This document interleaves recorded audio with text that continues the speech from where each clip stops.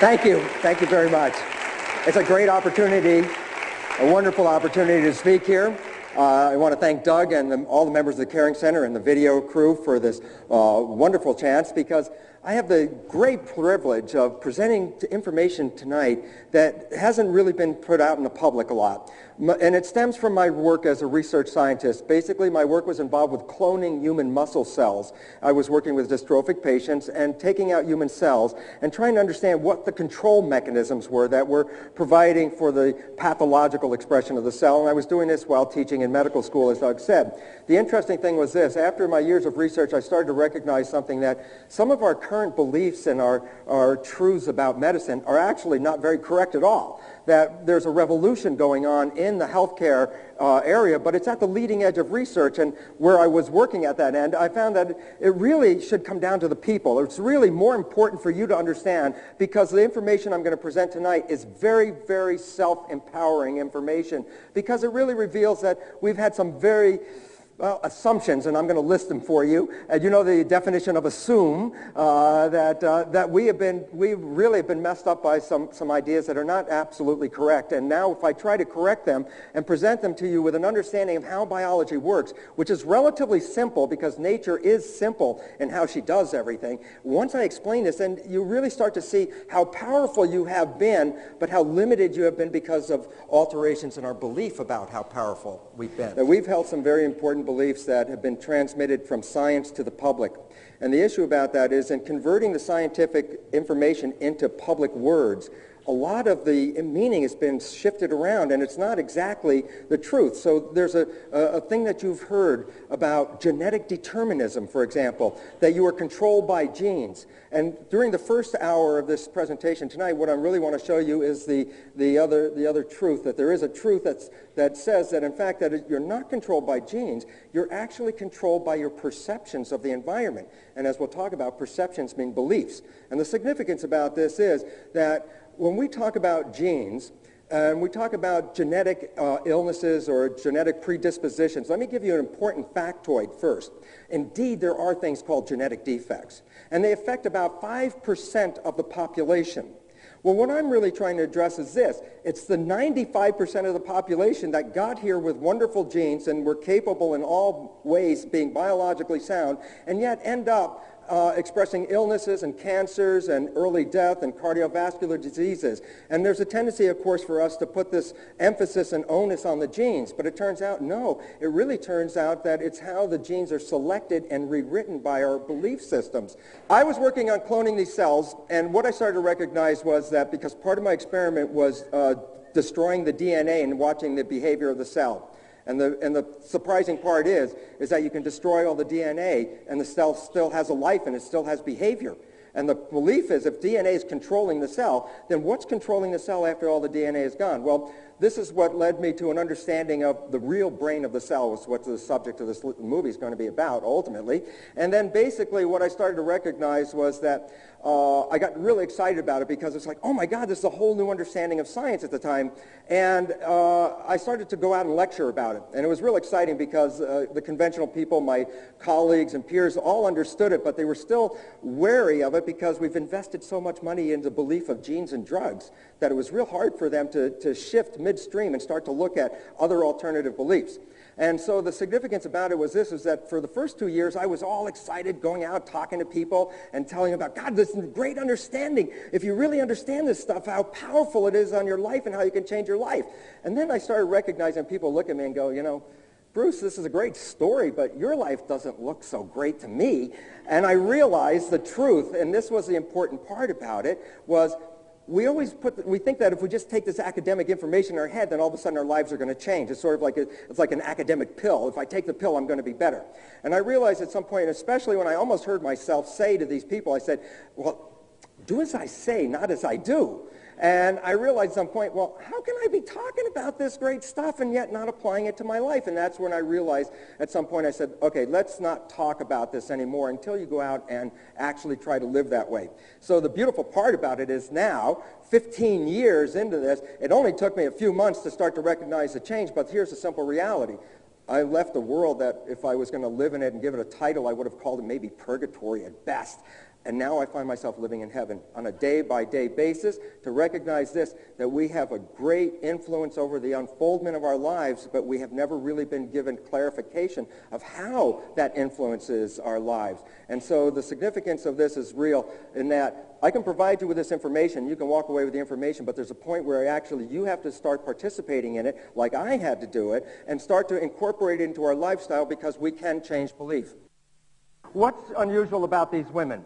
And what's unusual about these women are their ages. And if you check out the ages of these women, Dorothy at 75 years old is dancing every night in the Palm Springs Follies. The minimum age to get in the Follies is 55 years of age. The significance about these women is, of course, first of all, you notice the vitality that they have. You'll also probably recognize at some point that they don't get affected by the same things that other people experience as they get older. And so what is the issue that gives them this vitality? This is the basic question. Our conventional understanding is that genes provide for this. So all of us hear all the time in newspaper articles, on television and media about genes controlling this and genes controlling that. And the relevance is that we have come to believe a concept called genetic determinism. The significance of genetic determinism is this. It is a belief that says that at the moment of conception, when the sperm and egg came together, the genes were selected for your life, and that the rest of your life unfolds from the reading of these genes. Well, there's a problem with that. And the problem with it is this. If it is true, then we become victims of our heredity, don't we? How can we get out of the genes? They're built into us. We can't get out of it. And then also something else happens. We become irresponsible. The reason is this. If the genes are making me do these things and I can't change my genes, then what is it that I can do with my life except make sure I probably get the proper medication to make me feel better through the process? And the issue comes down to this point, that this assumption is an assumption, that it's not true, that genes do not control who you are. And yet I will have to go through this by going through the fact that there are 3 assumptions that science is based on that are totally wrong at this time. And these 3 assumptions include assumption number 1.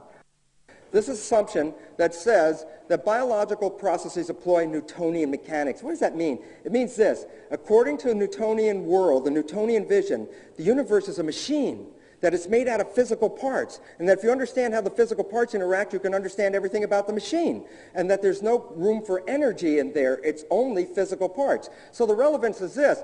By the belief in Newtonian physics, medicine does not entertain the notion that energy is involved in the healing process. Of course, Newtonian physics is out of date now by 75 years because we entered the quantum era in 1925, and yet medicine is still stuck in the biological Newtonian phase, and I'm going to talk about this in the second half of the talk. The second assumption is what I'm going to spend most of the talk on for the first part. The second assumption is based on this, that genes control biological expression. Well, I'm going to show you exactly the absolute chemical truth that genes cannot control biological expression for a very simple reason. Genes can't turn themselves on and they can't turn themselves off. So the genes aren't controlling themselves. They can't control anything else either. And I'll explain where the control comes from.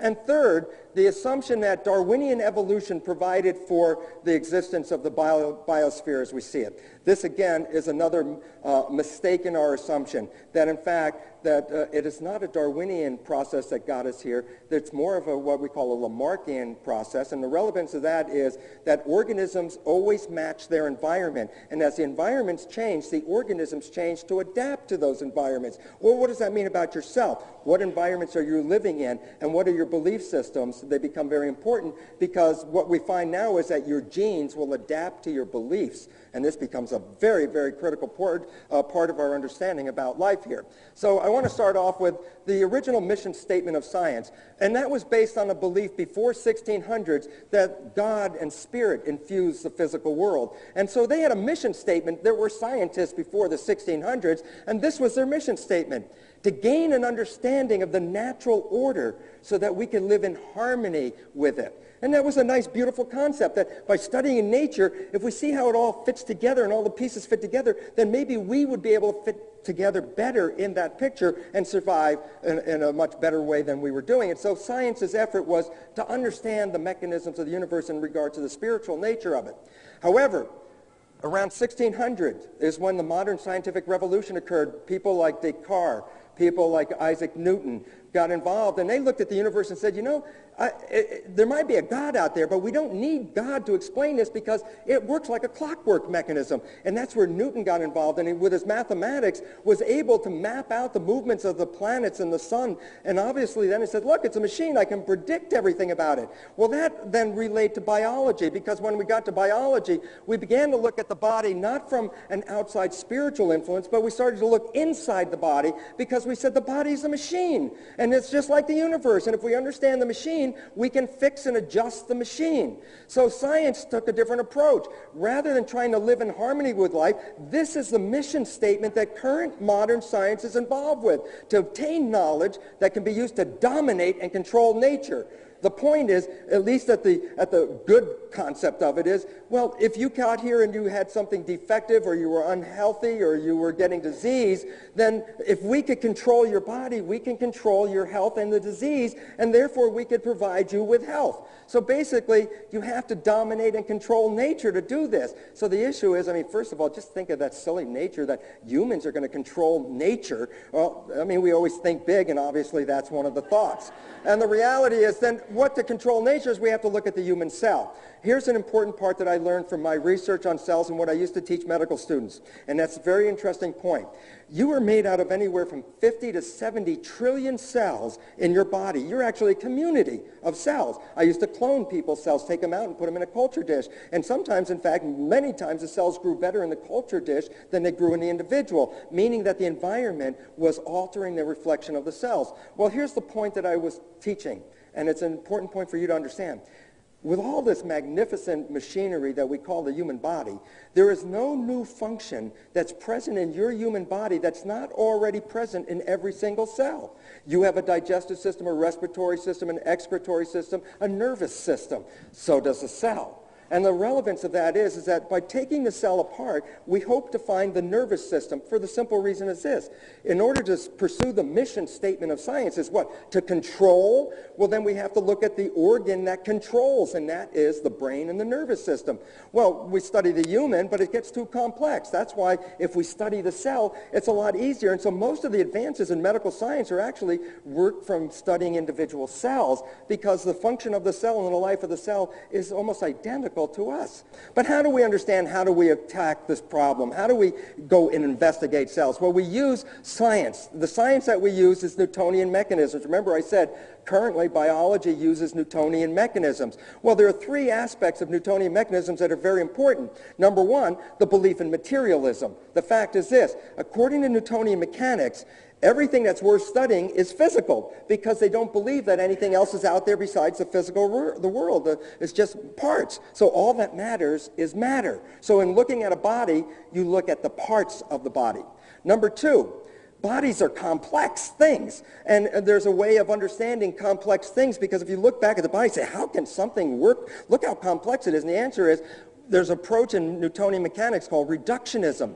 And reductionism is this concept, that if something is complicated, you take it apart and you study the individual pieces, and when you study the pieces, you can assemble them in an order and then understand how they work, and therefore you understand how complex things work. The analogy that's often used is the analogy of a watch. If I found this watch and I didn't know how it worked, what would I do? And the answer is I would take it apart.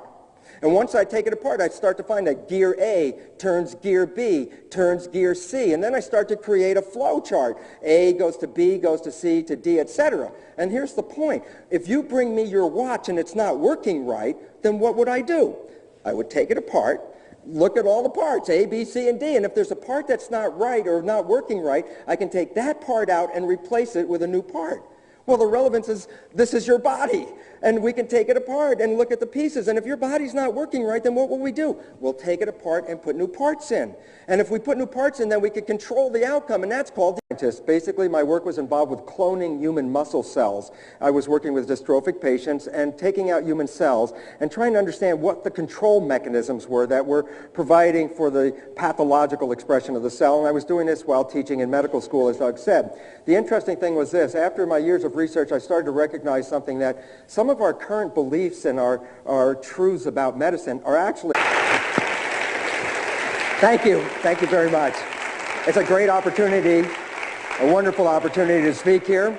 I want to thank Doug and all the members of the Caring Center and the video crew for this wonderful chance, because I have the great privilege of presenting information tonight that hasn't really been put out in the public a lot. And it stems from my work as a research scientist. You know the definition of assume, that we've really been messed up by some ideas that are not absolutely correct. And now if I try to correct them and present them to you with an understanding of how biology works, which is relatively simple because nature is simple in how she does everything, once I explain this, then you really start to see how powerful you have been, but how limited you have been because of alteration. Not very correct at all. That there's a revolution going on in the healthcare area, but it's at the leading edge of research. And where I was working at that end, I found that it really should come down to the people. It's really more important for you to understand, because the information I'm going to present tonight is very, very self-empowering information, because it really reveals that we've had some very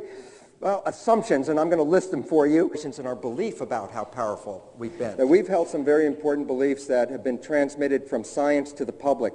And the issue about that is, in converting the scientific information into public words, a lot of the meaning has been shifted around, and it's not exactly the truth. So there's a thing that you've heard about genetic determinism, for example, that you are controlled by genes. And